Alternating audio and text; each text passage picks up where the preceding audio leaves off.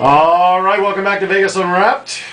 Aaron Phillips, Ricky Cash, Hawkeye Mark on the board, and Miss Gail Selter joins us here at the podium in the spotlight. In the spotlight. Too bad we can't have a spotlight. It'd be like I don't know, NYPD Blue. It is good. You know, That kind of spotlight. Trust me. That's Trust me. You Yeah, don't sorry. want to be in that spotlight. No, you're right. You're right. Very true. All right. Welcome back. Gail is a real estate agent with Keller Williams here in Las Vegas. And we were talking during the break, and I want to clarify, we talk about residential and commercial and sales and buying, but what's your specialty in what you're doing with Keller Williams? Well, fortunately or unfortunately, because of the marketplace, it's short sales. That's where our market is. Okay. And what are you finding is the biggest trend with short sales now? I mean, this law at the end of the year with the tax write-off that the government is allowing for your short sales, what's the status on that bill? Because I hear they're talking about extending it. Time out. Let's, for our listening audience, how about a description of what is a short sale? A short sale is where you are going to sell your home, however, unfortunately, your mortgage is worth more than the house is worth. So the bank is going to be asked to short or discount that note out. Okay. It saved me a lot of money when I had to short sell mine about 5 years ago. I remember. About $165,000. Wow.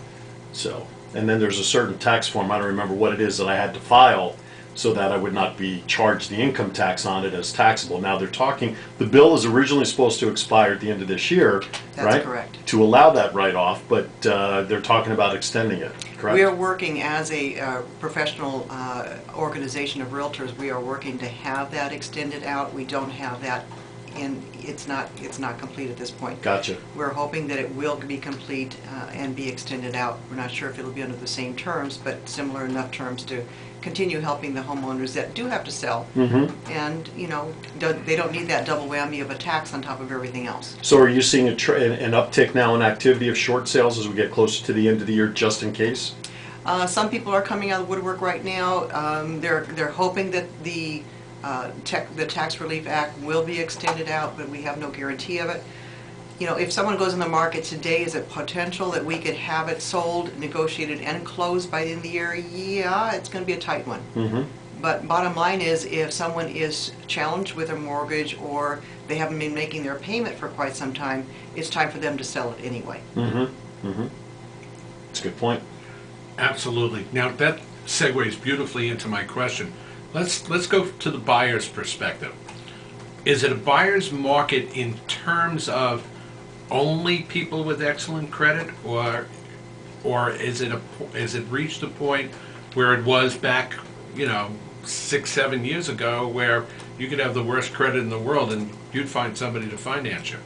You can still get your financing, however, it's what kind of interest rate. It's not the buyer-liar loans. It's not if you're breathing you can get a loan. It is you're still going to have to qualify under some guidelines.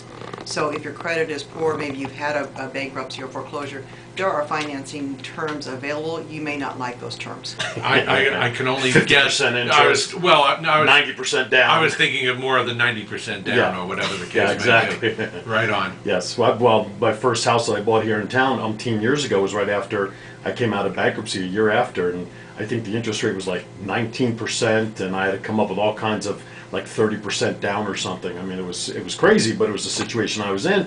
But at least I was able to get a house and move forward from that point, knowing that I would be getting into a better situation in the long run. Yeah, that bank robbery never did recover. No, it didn't. No, absolutely. So talk about who are vital components to your business of success that when you deal with a potential buyer or seller? Because obviously, I would assume you have a network of people that you work with. Who are some of the relationships that you have to create a successful transaction? Well, if it's working with our buyer, of course, we have our lender unless the buyer is going to be paying cash for it. Okay. We have, of course, home inspectors, because once they get a property secured, they want to make sure that they're purchasing what they're thinking that they're purchasing. Right. Our properties on our market are pretty much sold as is, so what you see is what you get. They still need to have an inspection to know what it is that they really are truly getting. Okay. And of course, we have to work in alliance with our escrow company because they're the ones who close out our files for us. Right. Okay. So you can obviously you bring all that to the table with your clients. Correct. Okay. Before I forget, which One-stop shopping, right? yeah, exactly. Yes. Good job. Exactly. Good Yeah. job. Before I forget, which I tend to do this, how about some contact information for our listeners to get in touch with you who may be interested in doing something here? Well, you can call me directly on my cellular, which is 702-378-5932. And my website is very easy. It's just www.gailselter.com. GAILSELTER.com.